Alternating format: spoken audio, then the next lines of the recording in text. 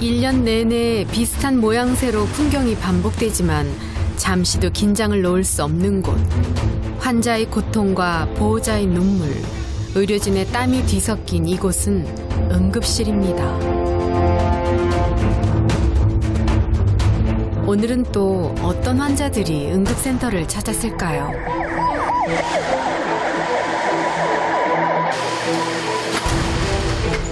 저녁 8시를 넘긴 시간, 119 구조대에 고령의 남자 환자가 실려왔습니다. 피투성이가 된 채 길에 쓰러져 있었다는데요. 무슨 일이 있었던 걸까요?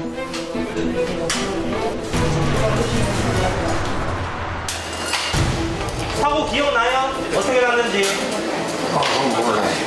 팔 들어가야죠. 팔 들어가요. 아파요. 사고 순간을 기억하지 못했는데요.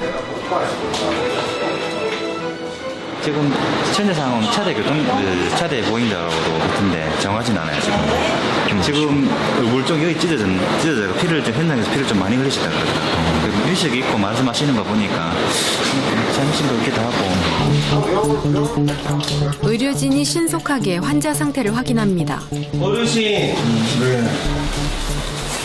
자, 목 누르면 아픈 거 있어요? 아니, 움직이지 마시고요. 목 눌러서 아픈 거 있어요? 호흡 조금 눌리는 게 뭐네. 아픈 거. 아픈 게 약간 아파요? 자, 여기는 어떠세요? 불이 괜찮아요. 고개 한번 살 돌려볼까요? 돌려서 아픈 거 있어요? 돌로 아픈 게 척추엔 문제가 없어 보이지만 머리에 난 상처가 심상치 않습니다.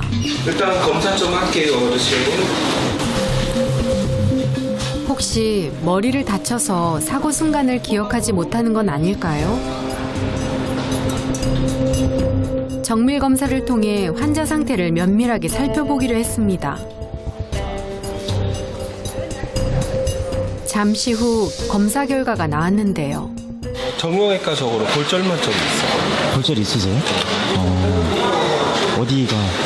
손목하고 저기 무릎 쪽이요. 다행히 뇌 손상은 없었습니다. 골절 치료에 앞서 상처 치료부터 하는 의료진.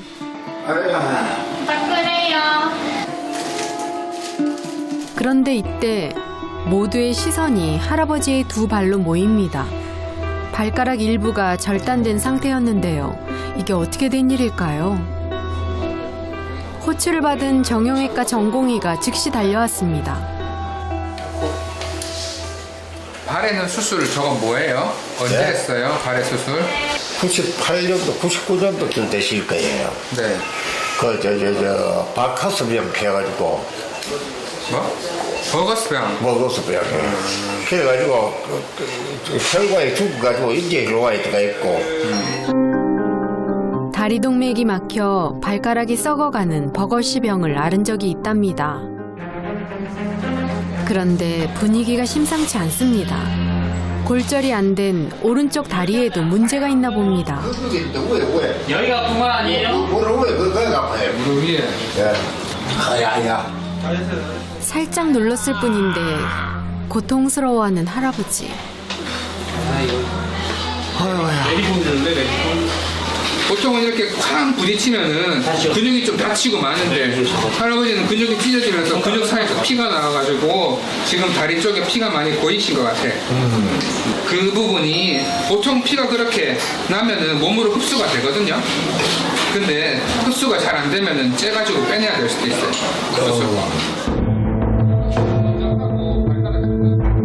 보통 사람이라면 타박상이나 근육통에 그쳤을 작은 충격이랍니다.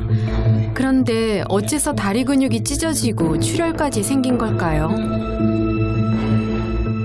혈관 질환이 있으면은 이제 할아버지 예전부터 알고 계신 혈관 질환 때문에라도 피가 잘 안 가게 되면 저희가 수술 후에 상처가 잘 안 낫고 뭐 그런 문제들도 생길 수가 있으니까 약간 고민을 해봐야 될 것 같습니다. 20년 전 그 병이 또다시 할아버지의 발목을 잡은 겁니다. 어르신 어르신 입원하시면은 혼자 거동이 조금 불편하신데 도와주실 분 없습니까? 치료를 위해선 입원이 불가피한데 할아버진 아무런 말이 없습니다.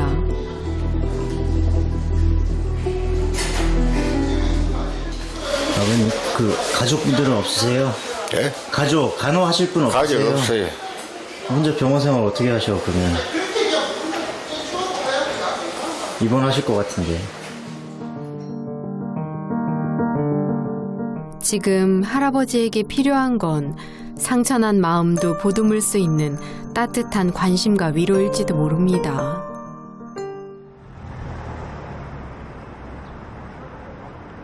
응급실이 분주해집니다. 생명이 위독한 환자가 오고 있다는 연락을 받은 건데요. 환자는 심정지 상태로 발견된 50대 남자.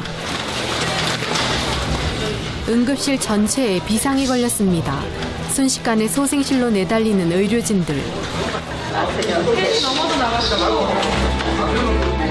망설일 시간이 없습니다. 곧바로 심폐소생술이 시작되는데요. 아니요. 저희가 현장 도착했을 때는 자리 떼낸 상태였고요. 정확한 목격자는 없습니다.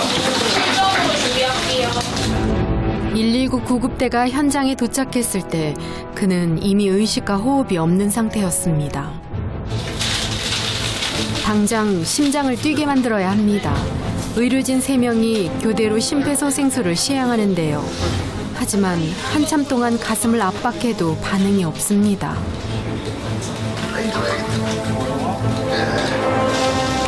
곧이어 기도 확보를 위해 기관 내 삽관을 시행합니다. 심폐소생술은 환자가 자가호흡을 할 때까지 시행해야 합니다. 심폐소생술을 시작한 지 5분이 흘렀지만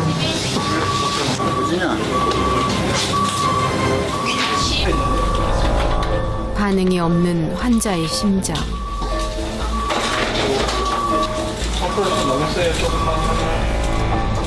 심정지 환자의 경우 일반적으로 심폐소생술을 20분 정도 시행하고도 심장이 다시 뛰지 않으면 소생 가능성이 없다고 판단합니다.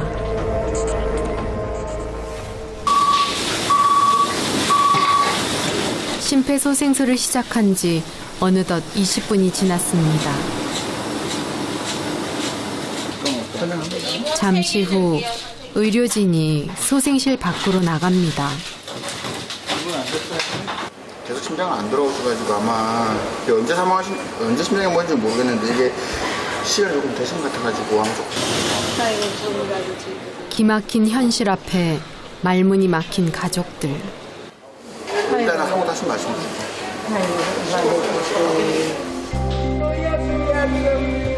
이렇게 보낼 순 없습니다.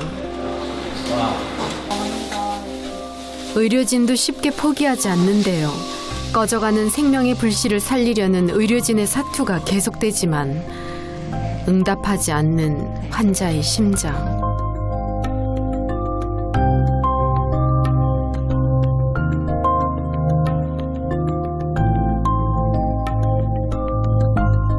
의료진 셋이 쉼없이 심폐소생술을 이어간 지 30분째.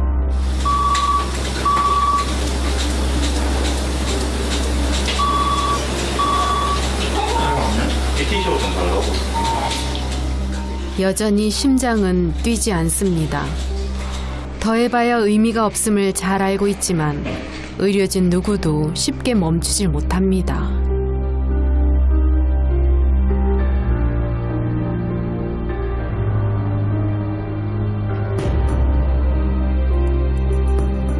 끝내 일어나지 못한 환자를 보는 일보다 더 괴로운 건 환자의 가족과 대면하는 일입니다.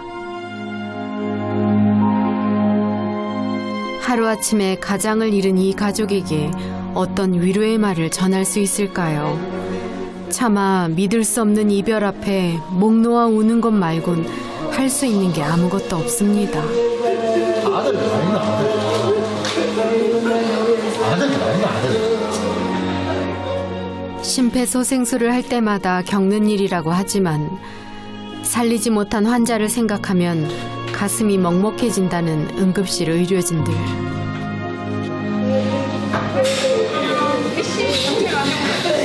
아주 고령이 아니시고 가족분 갑자기 이렇게 돌아가서 잘 오랫동안 투병하신 것도 아니고 갑자기 이렇게 되시면은 뭐 저도 그렇고 그리고 특히나 또 보호자분들도 더 그러니까 잘 못 받아주시죠. 네, 조금 늦게 오셨네요. 네, 몇 번도 빨리 오면 좋았을 텐데.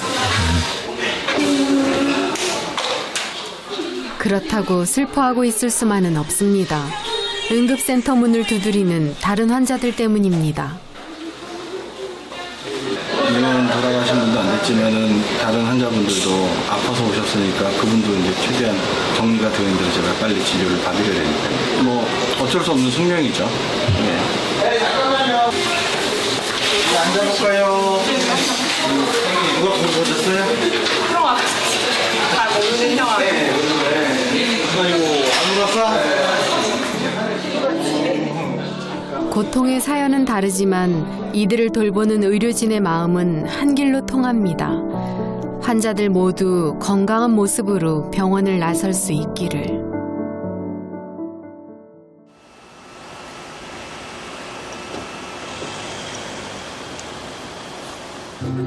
갑작스런 교통사고 후 병원에 입원했던 할아버지를 다시 만났습니다.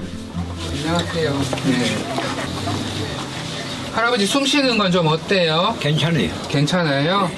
교통사고 후유증에 지병까지 있었던 할아버지. 우려했던 것과 달리 많이 호전됐답니다. 나중에 좀 아픈 데 있으면 하나하나 검사를 해가지고 더 다친 데 있는지 확인할 겁니다. 여기하고 다른 데는 치료해 줄 수 있도록 할게요. 알겠습니다. 연염도 있으신 데다가 기저질환도 조금씩 있는 상태에서 뼈도 아주 많이 벌어져 있진 않아가지고 이렇게 기부스를 해서 치료를 하기로 결정이 된 상태입니다. 몸은 좀 어떠세요? 수분 이제 좀 덜해요. 아, 덜하세요? 예. 그때 사고 당시 어떻게 사고 난지 기억나세요? 한 10분 동안은 정신이 없어가지고 그냥 엎드리지가 있었겠지. 그런데 우리 동네 사람이 와가지고 말이지 웅충웅충 갔나 보래. 차가 피해가 가서 그렇지. 안 그러면 2차 사고 날 뻔했어요. 굉장히 운이 좋았네요, 할아버지. 네. 네. 목숨을 보존한 게 기적이랍니다. 걱정했던 병원비도 잘 해결됐다는데요. 다행히도 이제 그 가해자분께서 지원하에서 간병하시는 분을 모셔가지고 병원에 계신 동안은 옆에서 도와드릴 수 있게 돼서 잘 있을 수 있게 된 것 같습니다. 할아버지의 남은 삶이 더는 외롭지도 아프지도 않았으면 좋겠습니다.